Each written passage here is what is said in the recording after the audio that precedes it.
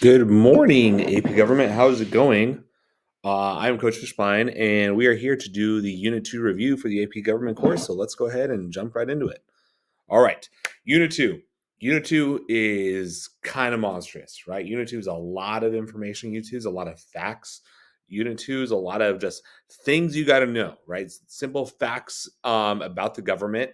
And it kind of turns into like Jeopardy answers, right? But that's okay, right? Because that foundational knowledge is important for us to understand how the government works. Unit 2 is also basically about the three branches of government. So that's all that we're going to focus on for the next half hour or so. So let's go ahead and get into it. We're going to start with the first branch that is mentioned in the Constitution, and that is the legislative branch. Okay, if you remember from the Unit 1 video, the legislative branch's job is to make laws, and they are housed here in the Capitol building. We have a bicameral legislature. We got the Senate over here on the north side, and the House of Representatives over here on the south side. Now, what are the differences between those two bodies? Okay, we got a couple slides here that are going to go into some of those differences.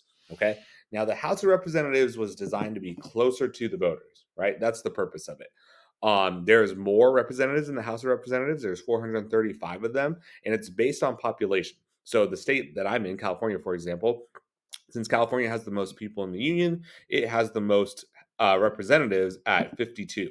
Okay. The smallest states in terms of population, they get only one representative. And there's a small handful of states that only have one representative. Okay.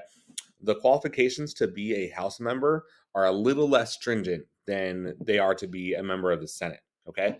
And the House of Representatives, they have to get reelected every 2 years, right? That's a very short term. Representatives spend a lot of time running for reelection. The way I think about it is that they spend about a year legislating and about a year running for election again. But there's no limit to the number of terms that they can serve. Okay. And their constituency is a small district. It should be about like 600,000 or so people that they serve.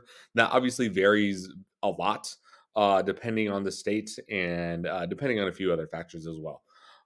The Senate, on the other hand, this is the upper body, right? It's very symbolic that it's the north house. If you look at a map of the Capitol from above, it's the upper house. It's supposed to be a little bit more lofty than the House of Representatives. There's only 100 of them, and each state gets exactly two. So even though California has something like 40 million more people than Wyoming, California gets two senators, Wyoming gets two senators. The requirements are a little bit more stringent. You got to be at least 30 instead of 25. You got to have 9 years of citizenship instead of 7. And the terms are much longer. Terms are 6-year terms. And since there's 100 senators, it's about 33 that are up for reelection every 6 years. So they don't like make everybody run for reelection all at once. Okay. Now, another important thing to know about these two bodies is how they are led. Okay, in the House, you have the Speaker of the House, which is one of the House members, and it is typically a person chosen by the majority party. They're the ones that are forming committees. They're the ones that are essentially deciding which bills come up for a vote. They have a lot of power, and they're also third in line for the presidency if the president and the vice president were to die. On the Senate, the other hand, there's not one position that's quite as powerful. All right, the Senate is technically led by the vice president, who acts as the president of the Senate, but they do not get a vote unless there is a tie on a bill. If there's a 50-50 tie, the vice president would cast the tie-breaking vote. Other than that, though, they do not get a vote. The president pro tempore is typically the most senior senator from the majority party. Typically, that's not the case right now in our Congress. Um, but they are there to kind of lead the Senate in the absence of the vice president. But truly, in the Senate, there's a lot of power given to the individual senators. They all are empowered to be more equal than in the House of Representatives, where you get the Speaker of the House controlling a lot more things. You can see there's those middle three rows right there. Those talk about the different policy and the enumerated powers that the House and the Senate have. The Senate, in particular, their job is to confirm appointees from the president. Okay, so if the president is appointing cabinet members or ambassadors or other high level bureaucratic members, they have to be confirmed by the Senate. The president's on the hook for choosing someone that's going to get the votes, at least 51 votes from the Senate. Another peculiarity is that the Senate has something called the filibuster, where essentially any senator can get up and talk for as much as they want if they want to kill a bill. That rule does not exist in the House, where rules are set by the Rules Committee. Okay. All right, really quick. I'm going to simplify this a lot right here, right? I recommend you just go watch the Schoolhouse Rock video anyway, but this is how a bill becomes a law. Okay. Essentially, the bill needs to be introduced and then it goes to the committee in both the Senate and the House. If the committee gives its approval, it goes to the whole floor. And if the whole floor votes yes, and the president signs it, you get a bill. Okay. Now, that's a lot of ifs by design, right? It should be difficult to make a law. It should be difficult to change the rules with which our society plays by. So, at any point, if you don't have enough agreement, then that bill is going to fail. Okay. Now, the one caveat I'll say here is that both the Senate and the House have to um, pass the exact same version of the bill, right? It has to be exactly the same. If that does not happen, there is a little bit of a safety net where the Senate and the House will both send representatives to a conference committee where they can iron out the differences and then send the bill to the president for the president's signature. Right? If the president doesn't sign it, it does not become a law unless both houses override the veto with a 2/3 vote. All right. This diagram shows us the composition of our current Senate and our current House. Okay. In the Senate, we have a Senate majority, 51 Democrats. That's 51 with an asterisk because technically 3 of them are independents, but they caucus with the Democrats. So they're kind of like pseudo Democrats. So the Democrats have the majority there. However, in the House of Representatives, the Republicans have the majority. Okay. Now, if you have one party leading one house and another party leading the other house, how are you going to get laws done? It's pretty unlikely. So that's where we get gridlock, right? Imagine traffic. Imagine cars stuck on the freeway. Are you moving very much? No, that's what gridlock is. Okay. Now, sometimes though, the politicians from both sides of the party, they do have to work with each other. Okay. And that gets called log rolling or the trading of votes on legislation by members of Congress to get their earmarks passed. Earmarks are things that are kind of specific to districts, right? They're not really big picture things that are going to affect the entire country. It's more money that's kind of allotted to smaller projects. Okay. It's very closely related to pork barrel spending, which is legislation that directs specific funds to projects within districts or states. And Congress members have to get this all done before their term ends, or else they become a lame duck. All right. Now, Congress people, they have to make a decision about how they're going to act on behalf of their constituents. Okay. Now, one conception is the delegate role. All right. Imagine a congressperson that always acting on in the same way that their constituents would act, right? So if their constituents really, really, really like pepperoni on pizza, even if this particular congressperson doesn't like pepperoni on pizza, they're going to vote for pepperoni on pizza every single time, right? Now, the opposite of that is the trustee role, where the congressperson, they get a lot more information than the typical voter, than the typical American, than the average citizen.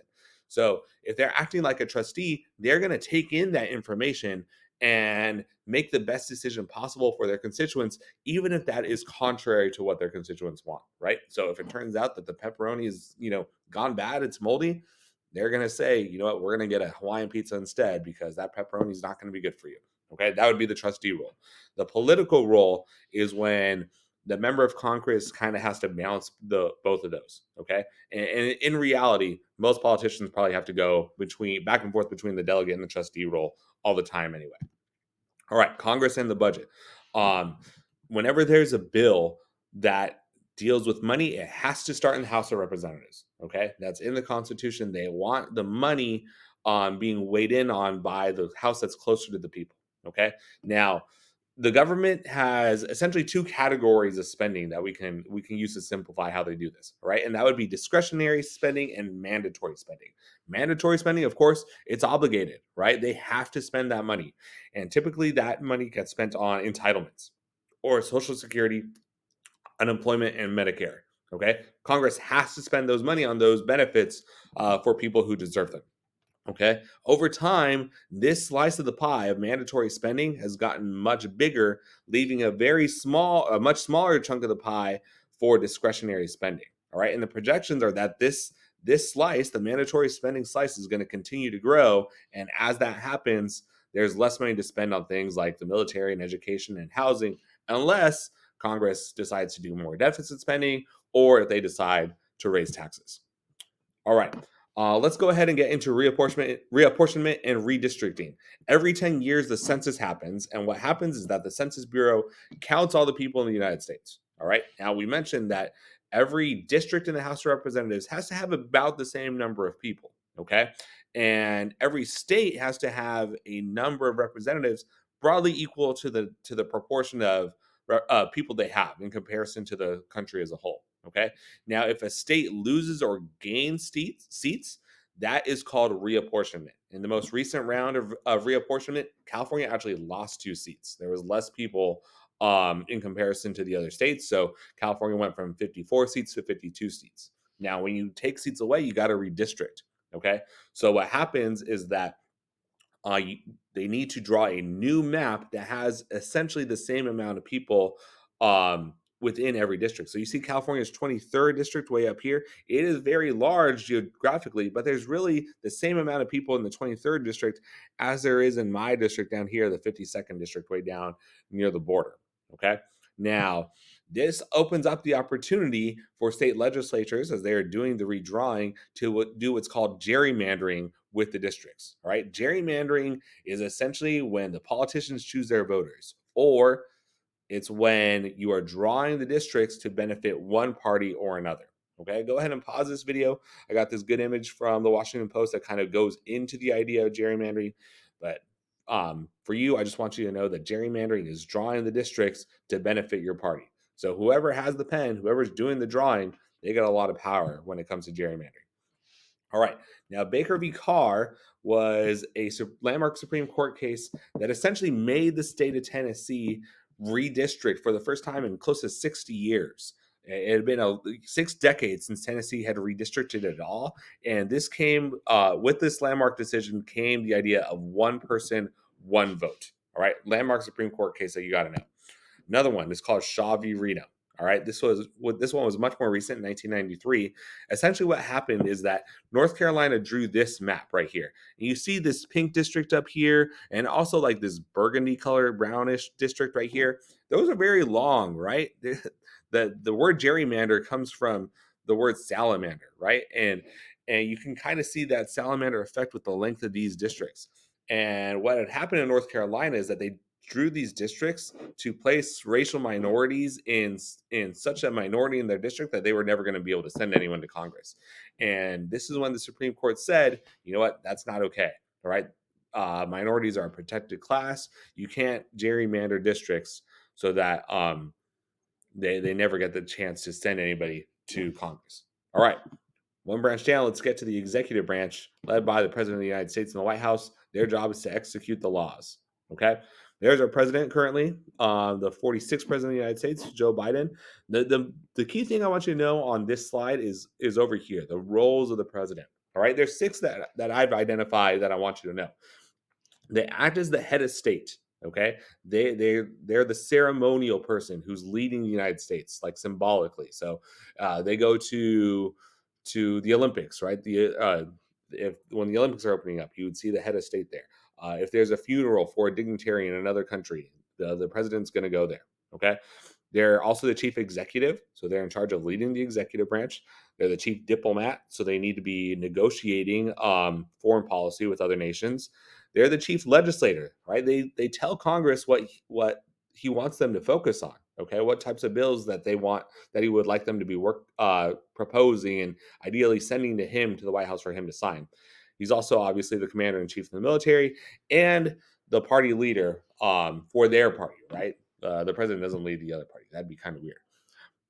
Now, there's moments where the legislature and the executive branch, they conflict, and the Constitution lays out checks for the legislature to do on the executive branch so they don't get too powerful, right? The first of those is confirming appointments. Anytime that the executive appoints a high-level person, they need to be confirmed by the Senate. They can also override the veto, which we mentioned earlier. Okay, the tools for the president: life tenure, veto legislation, executive orders, and policy initiatives. Federalist number 70. All right. This is the first of the Federalist Papers that was written by our guy, Alexander Hamilton. And in Federalist number 70, and again, I'm going to actually pause really quick and remind you that it is worth your time to read all these landmark documents, these foundational documents. I'm going over them in like 30 seconds or less. And that's probably not going to be good enough for you on the AP exam. So I highly recommend you go pull up the text of Federalist number 70, talk about it with your teacher, and make sure you know it. Okay. But the really quick summary is that Hamilton argued that we need to have a one executive that has some power, right? Now, remember, from the perspective of the colonists, from the perspective of the founding fathers, this kind of sounds like a king. They just fought a Revolutionary War to get out from under the king. Why would they create one executive that has a lot of power? Well, in Federalist number 70, Alexander Hamilton lays it out that, you know what? Sometimes stuff is happening quick. Sometimes we might be being invaded. Sometimes we need somebody to wield the sword kind of quickly. So, one president is going to be the best option for us to do that. All right, presidential communication. This has obviously changed a lot over 240 plus years of American history. One of the big ideas was that when television first came around in the 60s and 70s, the president got to go into the press office of the White House and start talking to the American people himself, start talking to the press himself. Okay.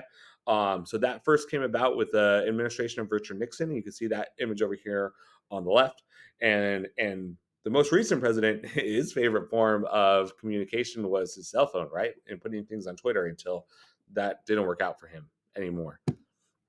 Some other tools that the president has to communicate both with Congress and with the public in general are the State of the Union. Every January or February or so, the president is on the hook for delivering an address to Congress where he discusses the State of the Union, very widely televised event.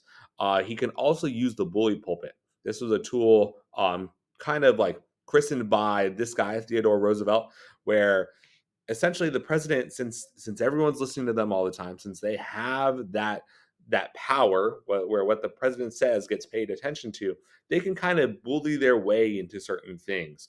Like the most recent example of that is that President Biden was railing against junk fees from places like airlines and other businesses that kind of hide fees, and a lot of those corporations like responded and said, you know what, the president's right, we're not going to do that anymore. All right. Now, as powerful as the president is, most of the work of the executive branch gets done by the bureaucracy. All right. And this is a very simplified flowchart that shows the bureaucracy. But I wanted to show it to you just to give you an idea of how expansive it is. All right. The main tasks for the bureaucracy are writing and enforcing regulations and issuing fines. And they also have to answer to Congress as well, which we'll talk about here in a moment. All right. Now, the Federal Civil Service are the people who work for the bureaucracy. They're the people who work in the executive branch. Okay. In the middle here, you could see the logos for the 15 cabinet level departments. Those are the people those cabinet departments are led by the cabinet, right? So the Secretary of State, Secretary of Defense, Attorney General, and so on. Those are the people in the presidential line of succession. So if the president were to die, if there was to be some sort of catastrophe, we would go to that list, and these people, provided that they meet the minimum requirements for being president, would rise up and fill that role of president of the United States. Okay. Now, those positions were initially filled a lot by political patronage. Okay. Andrew Jackson was famous for this, right? Famous for appointing his buddies, famous for appointing people who financially supported his election campaigns to positions in the Federal Civil Service. All right. Were those people qualified? Sometimes, maybe, kind of, sort of. So that's where we get the merit system, where now we have the Pendleton Act, which says you need to take tests and you need to qualify and you need to be the right person for the job. We're not going to just let the president pick his cronies. Okay. Now, the bureaucracy over here works very closely with interest groups and with Congress in a formation that we would call the Iron Triangle. Okay. The Iron Triangle, well, you can see the diagram there. I'm not going to go over every single word on the diagram, but essentially, those 3 points on the triangle work together to get policy done. Okay. So let's go with an example right here. All right. The Sierra Club is essentially an environmental interest group, right? They're interested in making sure that the United States of America is sustainable and not polluting the environment. And they want to make sure that Congress passes laws that create that opportunity, and they want to make sure that the bureaucracy is enforcing those laws, right? So the Sierra Club might work with the U.S. Senate Committee on Environment and Public Works. They might work with the Environmental Protection Agency to make sure that those goals are carried out. Issue networks refer to like the big web. I think of it like a spider web, right? The big web of different interest groups and bureaucracies and portions of Congress that work together to get those policy objectives done. All right. Now, in the course and exam description, the College Board wants you to know 7 specific parts of the bureaucracy. Okay. And they are over here in the center and on the right of this slide. Okay. They're the Department of Education, the Department of Veterans Affairs, Department of Homeland Security, Department of Transportation, the Federal Election Commission, the Environmental Protection Agency, and the Securities and Exchange Commission, right? There's lots and lots of different parts of the bureaucracy, but the course and exam description, which is essentially the playbook for every AP government teacher in the United States and across the world, it specifically mentions those 7. So I'm kind of betting that those are the 7 that you really, really want to know on exam day. Okay, so make sure you know the purpose and kind of the job of those 7 agencies. All right.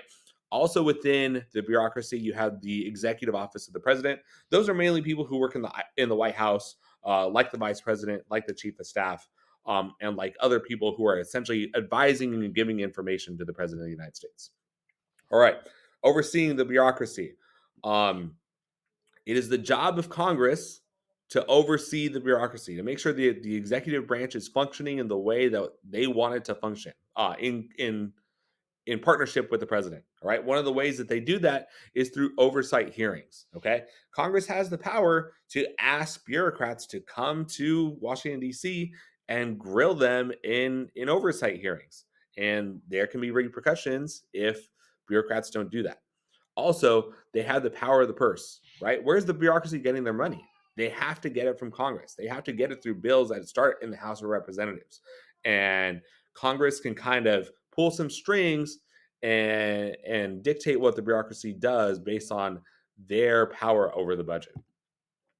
Bureaucracy and ideology. Okay. Now, since the president leads the bureaucracy and the president has opinions, right? And we elect presidents a lot of times based on those opinions.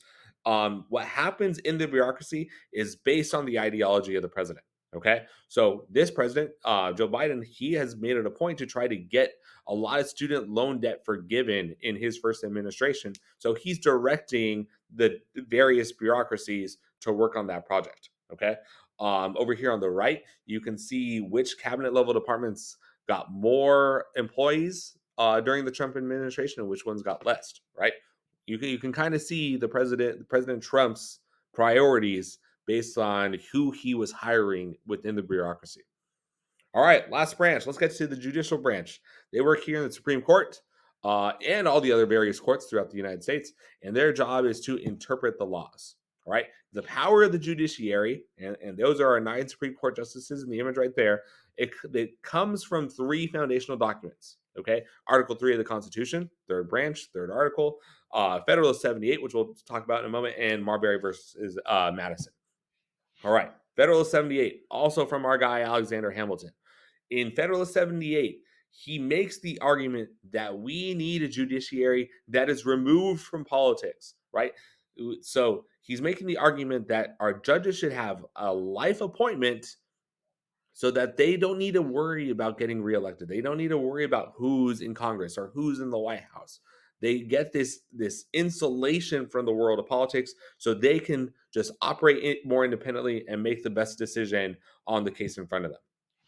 Marbury v. Madison. If there is one Supreme Court case that you absolutely need to know, and there's not, there's like 9. But if there were one, I would say that it's Marbury v. Madison. All right. Marbury versus Madison was the first landmark Supreme Court case where the justices worked together to make the assertion that the judiciary has the power of judicial review, that it is their responsibility, based on what it says in the Constitution, to hear cases and review their constitutionality and make decisions that are binding on both the executive branch and the legislative branch. So make sure you know Marbury v. Madison. Okay. Judicial decision making. A lot of judicial decision making is based on precedents, okay, not presidents, but precedents or judicial decisions that guide future courts in handling similar cases. Okay, most of the time, judges adhere to the principle of stare decisis or letting the previous decision stand. Okay, one key exception to that in history that we can look at is Plessy v. Ferguson and Brown v. the Board of Education. Plessy v. Ferguson essentially said that racial segregation is okay, separate but equal is okay, and Brown v. the Board of Education, which happened several decades later, said, you know what, separate is inherently unequal. We think we got it wrong with Plessy v. Ferguson. We need to desegregate. All right, let's take a look at how ideology and the ideology of Supreme Court justices affects judicial decision making. Remember, Supreme Court justices are appointed to a life term by the President of the United States. Okay, these three members of the Supreme Court were appointed by the most recent president, President Trump, and they're further to the right than the people who came before them, especially Amy Coney Barrett. She replaced Ruth Bader Ginsburg, who was somewhere over here, and that ideological composition of the court plays a big role on the decisions that they make. Okay, judicial activism and judicial restraint. This is kind of like an eye of the beholder type of thing. Okay, um, so there's not a lot of consensus as to whether the actions of certain judges are activism or restraint. It kind of depends on your opinion. Okay, I'd make the case that when judges make a landmark decision that changes things drastically, that'd be an example of judicial activism, like with the Obergefell case that legalized gay marriage from 2015 or so. Judicial restraint, on the other hand, I have this image of a more recent case, Rucho versus Common Cause, where the Supreme Court said, you know what? We have no power over political gerrymandering. We're going to restrain ourselves. We're not going to weigh in really on this issue. And we're going to let the state legislatures do what they want in terms of drawing their districts. All right, the court in action. Decisions by the court can be extremely controversial. It can get people riled up and can get people protesting because they're handling high level topics that make a difference in the lives of Americans. So it's common to see protests in front of the Supreme Court. All right, if the president or Congress, for that matter, if they don't feel that the court is acting in the best interests of all Americans, there's not really a lot of things they can do. But one of the ideas that's been bandied about in the news recently is the idea of court packing or adding more members to the Supreme Court. And then I have this quote right here from Andrew Jackson, where he said to John Marshall, has made his decision. Now let him enforce it. Remember, the Supreme Court doesn't have a military. The Supreme Court doesn't have a police force. They just make the decisions and they let the executive carry out those decisions. So it frees up the executive to ignore decisions if they would like. All right, checks on the judicial branch. The legislature could create new legislation limiting the jurisdiction of the court. They could create constitutional amendments, so essentially changing the Constitution, changing the way that the judges interpret the Constitution. They can confirm new judges. The executive can appoint new judges, or they can ignore court decisions, like I just mentioned. Okay, but the judicial branch is the most independent of the three branches. Okay, that's very important for you to know. That's it. Unit 2 done. Check. Unit 3 is going to come next. Thank you so much for watching. Make sure you're studying. Your test is coming up soon. Have a great day, ladies and gentlemen. We'll see you later.